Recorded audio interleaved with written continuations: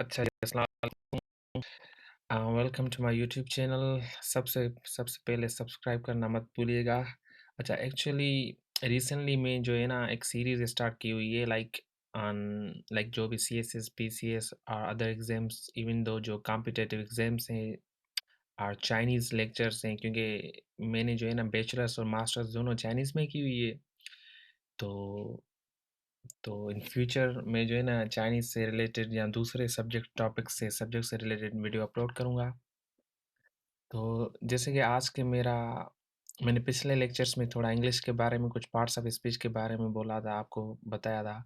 तो आज जो है ना एक मेरा सब्जेक्ट है जो मोस्टली जो सारे ज़्यादातर जो 80% सीएसएस एस्पायरेंट्स जो है ना वो सिलेक्ट करते हैं, आईआर इंटरनेशनल रिलेशंस, जो 200 मार्क्स का एक सब्जेक्ट है सीएसएस में, ऑप्शनल।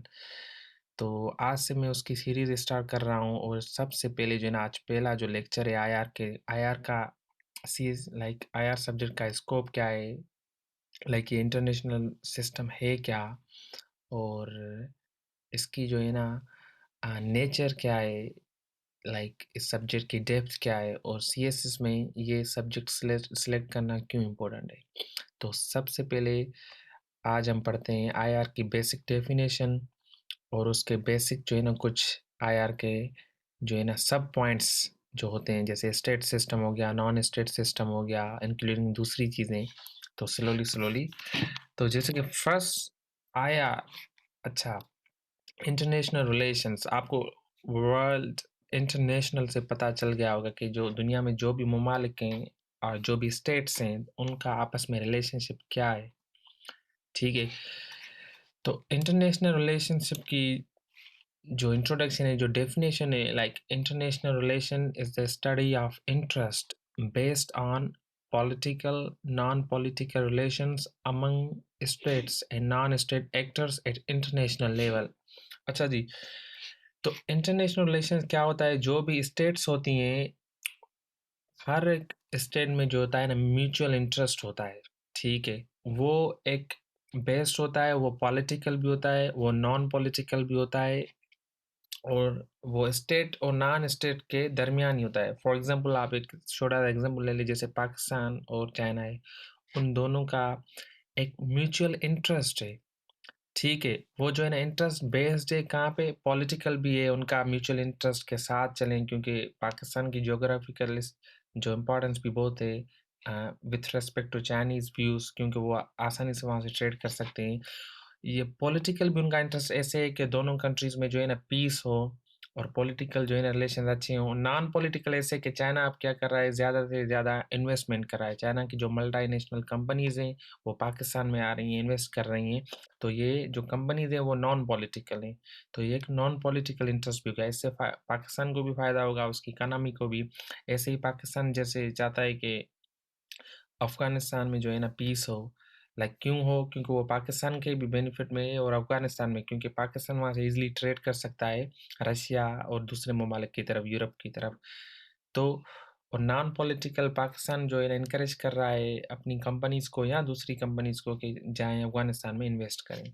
तो इसकी जो हो गई, मैं आपको जो है ना आगे चल के बताऊँगा कि स्टेट से नॉन स्टेट में क्या फ़र्क है एक्टर्स में। तो जो इंटरनेशनल है, अ, आपको जैसे नॉन नॉन पॉलिटिकल रिलेशनशिप्स हो गए, जैसे इकोनॉमिकल हो गए, ठीक है, सोशल हो गए, कल्चरल हो गए, स्ट्रेटेजिक हो गए, रिलीजियस हो गए। तो ये सारे जो है ना, फॉर एग्ज़ाम्पल जो अफ़गानिस्तान है और पाकिस्तान है, उनका जो है ना एक कल्चरल रिलेशनशिप भी है आपस में, और उनका रिलीजियस रिलेशनशिप भी है। तो जैसे चाइना और पाकिस्तान का इकोनॉमिक रिलेशनशिप है आपस में, हमारा जो है ना कल्चर बिल्कुल डिफरेंट है, रिलीजन बिल्कुल डिफरेंट है, but economical non political relationship हमारे। और सोशल सोशल आप जैसे ले ले, ईरान पाकिस्तान का हो गया, पाकिस्तान अफगानिस्तान, इंडिया पाकिस्तान का हो गया, हमारे जो सोशल रिलेशनशिप है, और एज वेल एज जो क्योंकि हमारा कल्चर रिलीजियस डिफरेंट है, बट सोशल हमारे रिलेशनशिप जो है ना ज़्यादातर वो जो है रिजेंबल करते हैं एक दूसरे से। तो ये नॉन पॉलिटिकल रिलेशनशिप्स हो गए। अच्छा, नॉन स्टेट एक्टर्स कौन से होते हैं? जैसे एनजीओज होती हैं, ठीक है, जैसे हमारे पाकिस्तान में हो गया ईदी हो गई, वो नॉन स्टेट है, ठीक है, एनजीओ है एक। जैसे रेड क्रॉस हो गया, वो सारी दुनिया में चलता है, जो सप्लाई करता है। जैसे ये हमारी एम्बुलेंस हो गई, ये रेड क्रॉस में आती है। तो ये सारी दुनिया में चलती है रेड क्रॉस, ठीक है? मेडिकल इक्विपमेंट सप्लाई करती है, ये भी एक नॉन स्टेट एक्टर है, कोई स्टेट एक्टर नहीं है, ये सारी कंट्रीज़ में काम करती है। अच्छा, नॉन स्टेट जैसे रिलीजियस ग्रुप हो गए, एक्सट्रीमिस्ट हो गए, टेररिस्ट हो गए या दूसरे रिलीजियस ग्रुप्स, वो भी नॉन स्टेट है, उसको स्टेट जो है ना एनकरेज नहीं करती। मीडिया भी एक नॉन स्टेट है हो गया, ठीक है? मल्टीनेशनल कॉर्पोरेशंस हो गई, जैसे माइक्रोसॉफ्ट है, ट्विटर है, फेसबुक है, यूट्यूब है और दूसरी सो मेनी। तो ये जो है ना सारे नॉन स्टेट एक्टर्स हैं। तो इन लास्ट हम कह सकते हैं कि international relation is the study of interest based political and non-political relations among the states and non-state actors at international level। ये ही जो है ना इंटरनेशनल रिलेशंस होते हैं, स्टेट्स में रिलेशंस होते हैं पॉलिटिकल नॉन पॉलिटिकल। तो ये अभी आगे चलते हैं। अच्छा जी, अच्छा, तो एलिमेंट्स ऑफ सब्जेक्ट हम जो है ना इंटरनेशनल रिलेशंस में कौन सी चीज़ें पढ़ेंगे, ठीक है? फर्स्ट ऑफ ऑल हम उसमें पढ़ेंगे रिलेशनशिप्स एंड इंटररिएक्शन। अब रिलेशन कैसे होते हैं? पॉजिटिव भी होते हैं, हार्मनी होती है, कोऑपरेशन होता है, नेगेटिव भी होते हैं, कॉन्फ्लिक्ट होता है, आपको पता है। जैसे पाकिस्तान और इंडिया में उनमें जो है नेगेटिव अभी रिलेशनशिप्स चल रहे हैं, because of Kashmir issue conflict चल रहा है, आपस में बिज़नेस नहीं हो रहा। तो इनके बारे में भी ये भी एक रिलेशनशिप है बट नेगेटिव पर्सपेक्टिव में। पॉजिटिव में कौन-सा है? हार्मनी है, कोऑपरेशन है, like you can take example of China, Pakistan. तो उन दोनों में एक पॉजिटिव रिलेशनशिप चल रहा है, हार्मनी चल रही है, कोऑपरेशन चल रहा है। तो पहला हम ये भी पढ़ेंगे एलिमेंट, फर्स्ट एलिमेंट है इंटरनेशनल इंटरनेशनल रिलेशंस का। अच्छा, दूसरा जो है एक्टर्स, ठीक है? एक्टर्स क्या होते हैं? जैसे स्टेट हो गया, नॉन स्टेट हो गया। एक्टर्स जैसे मैंने आपको अभी बताया, स्टेट क्या होगी? पाकिस्तान, चाइना ये एक स्टेट है, ठीक है? नॉन स्टेट क्या हो गया? मल्टीनेशनल कंपनीज़ हैं। जैसे आप एग्ज़ाम्पल ले लें, like there are so many companies you know, multinational हो गई, माइक्रोसॉफ्ट हो गई, फेसबुक हो गया, हुआवे कंपनी चाइना की जो एक बड़ी कंपनी, अलीबाबा ग्रुप्स हो गया, ये नॉन स्टेट्स हैं, ठीक है? जो तीसरा हम एलिमेंट पढ़ेंगे इंटरनेशनल रिलेशन में वो पढ़ेंगे इंटरेस्ट। आपको पता है कि ये जो सारा इंटरनेशनल निज़ाम है, ये बेस्ड है इंटरेस्ट पे। अगर मेरा एक दूसरे से इंटरेस्ट है तो तभी मैं चाहूँगा उसके साथ मेरा रिलेशनशिप हो। तो स्टेट्स ऐसे ही काम करती हैं म्यूचुअल इंटरेस्ट के बेसिस पे। कोई किसी का आपस में इतना हमदर्दी नहीं होती। हर किसी का एक जो है ना इंटरेस्ट होता है कि मेरा इस स्टेट में इंटरेस्ट है। Either politically, economically, whatever, but interest के बेसिस पे ही वो जो है ना अपनी आगे डिप्लोमेसी बढ़ाते हैं। तो इसमें कॉमन इंटरेस्ट हो गए, कॉन्फ्लिक्ट हो गए, जो कॉन्फ्लिक्टिंग इंटरेस्ट हो गए, जैसे इंडिया पाकिस्तान का हो रहा है अभी रिसेंटली, जैसे अमेरिका पाकिस्तान का हुआ है कॉन्फ्लिक्ट इंटरेस्ट। तो बहुत सी चीज़ें होती हैं ये जो इंटरेस्ट में आ जाती हैं, कॉन्फ्लिक्ट भी होता है, कॉमन भी होता है। अच्छा, उसके बाद पढ़ेंगे हम nature. The fourth point is nature. What is nature? Like political, non political, उनकी नेचर क्या है? अगर दो कंट्रीज के म्यूचुअल इंटरेस्ट हैं तो उनकी म्यूचुअल पॉलिटिकल इंटरेस्ट क्या है, नॉन पॉलिटिकल इंटरेस्ट क्या है? ये भी चीज़ें हम जो है ना इन फ्यूचर इसके बारे में भी हम क्लियर करके पढ़ेंगे। अच्छा, लेवल ऑफ एनालिसिस। अच्छा, इसका लेवल क्या है? भाई जो है ना पाकिस्तान और चाइना का जो रिलेशनशिप है नेक्स्ट 50 ईयर्स में क्या होगा? इनकी कौन-सी पोज़ीशन होगी? लाइक लेवल, इंडिविजुअल लेवल हो गया, सोशल लेवल हो गया, स्टेट लेवल हो गया, रीजनल लेवल, ग्लोबल। कि भाई इंडिविजुअल लेवल क्या है इन 2 कंट्रीज़ की? पाकिस्तान की इंडिविजुअल लेवल क्या है चाइना के साथ? या सोशल लेवल क्या है दूसरे कंट्रीज़ के साथ? स्टेट लेवल क्या है? रीजनल लेवल पाकिस्तान जैसे अफ़गानिस्तान हो गया, ईरान हो गया, चाइना हो गया, इंडिया हो गया, इनके साथ इसकी क्या अ, स्ट्रैटेजिक जो है ना कॉन्टैक्ट्स हैं ऑन बॉर्डर लेवल और इकोनॉमिकल लेवल।